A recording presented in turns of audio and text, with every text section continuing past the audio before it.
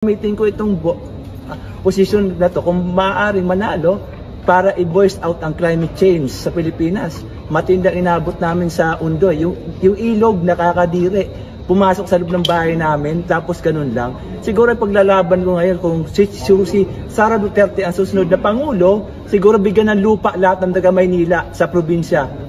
Kung ayaw natin ng Maynila, siguro ihanap kami ng lupa sa probinsya para lahat ng taga-squatter, wag naman maulit yung kasaklap-saklap na ang baho ng ilog, tapos habang natutulog ka, papasok sa loob ng bahay mo.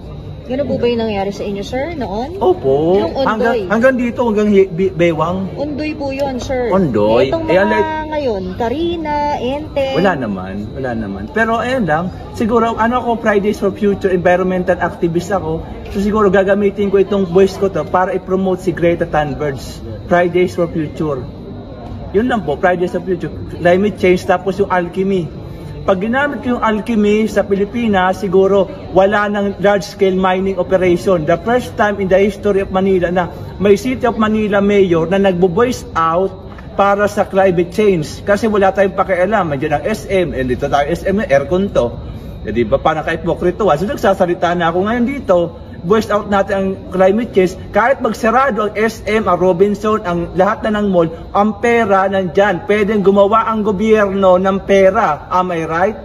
So bakit natatakot ang gobyerno na magsara ang mga negosyante? Hanggat may gahaman, may negosyante. Period. Hindi naman sa ganun. Maraming mga kabataan na Forbes under 30 category.